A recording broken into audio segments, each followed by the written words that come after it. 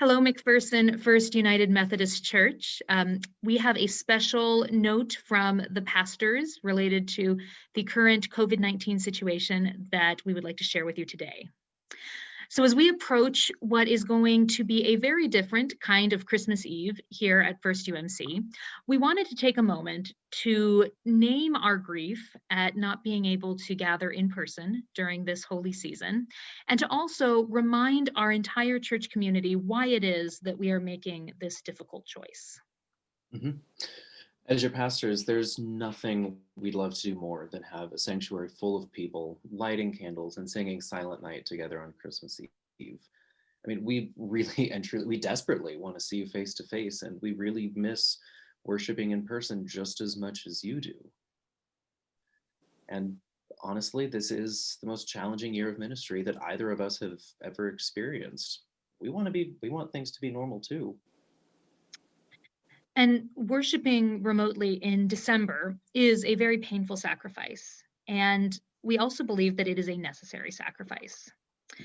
A few weeks ago, the bishop of the Great Plains Annual Conference has called for all United Methodist churches in Kansas and Nebraska to move their worship online if they are in a county that is experiencing critical COVID-19 infection rates. And unfortunately, McPherson County is one of those right now, as are most of the counties in Kansas at this point.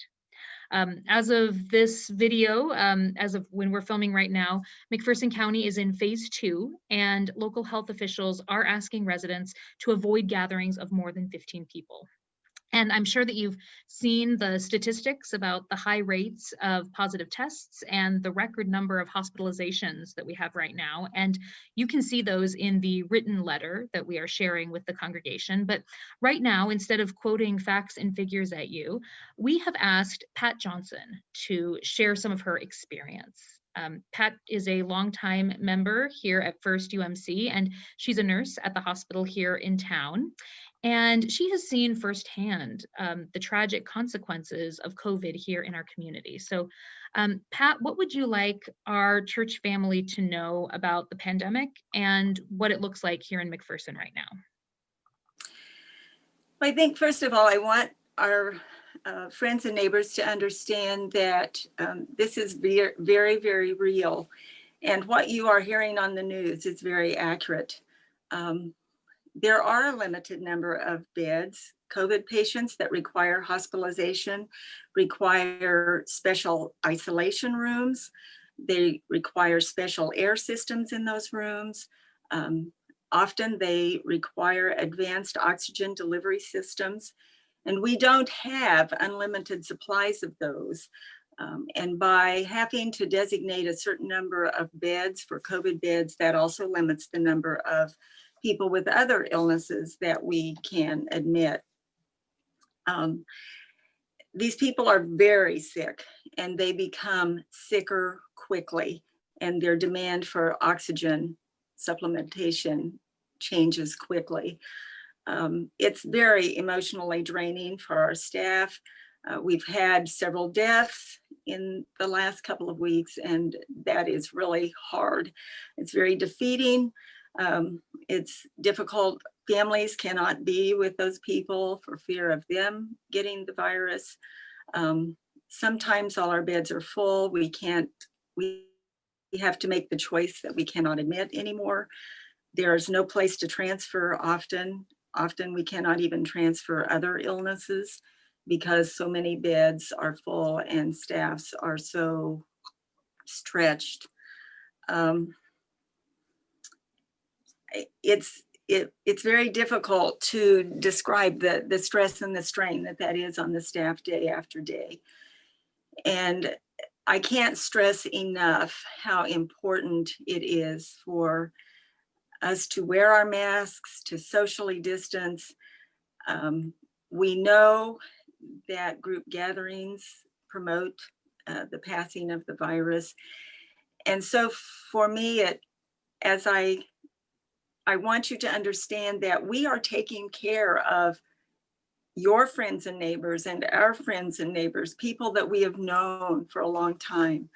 And one of the greatest acts of love that I can think of is to be willing to make that small sacrifice to not gather together in worship, so that we can do our part to help spread the disease, to help avoid spreading the disease. Thank you. Thank you, Pat. Thank you so much for sharing your story with us. People of First UMC, this is why our church's pandemic response team, which by the way is composed of our church committee chairs, as well as a couple of staff, and then Pastor Philip and myself. This is why we made the difficult decision to worship exclusively online throughout the month of December. I want y'all to know that we did not make this decision out of fear of the virus, but because we love everybody that much. We love our vulnerable neighbors. We love the overworked health professionals in our community and state. We did this out of love for the people who might not be able to access life-saving medical care if the spread continues at this rate. And so worshiping online during this holy season, in fact, is an expression of love for each other and the wider community. And by extension, this is how we are living into the 3 general rules of Methodism, which through remote worship enables us to do no harm, to do good, and to stay in love with God. And it's very, very difficult as a health professional, sometimes hour by hour, to make the decision. Yes, we can admit, no, we can't, and try to find the care that people need when it's just really difficult, and health care facilities all over the state are just pushed beyond their limits. Mm-hmm. Yeah, absolutely. We need your prayers, and our patients need your prayers. Yes, absolutely. And I think the good news is that we know that this isn't going to last forever. There is a light at the end of the tunnel, and we do have excellent safety measures in place for the return of in-person worship, and we are expecting to return to in-person worship in the new year.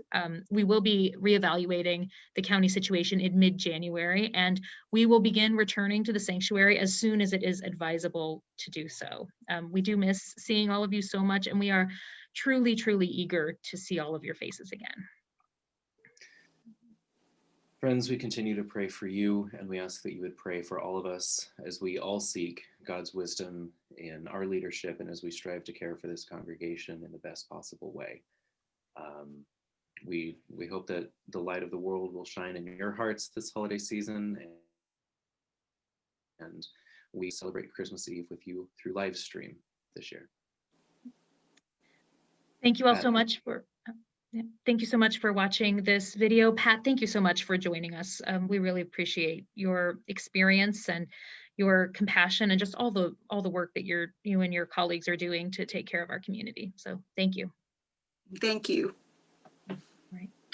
Well, thank you all so much for watching this video, and we look forward to continuing to worship with you via live stream throughout this month, and our prayers continue to be with you and with the community.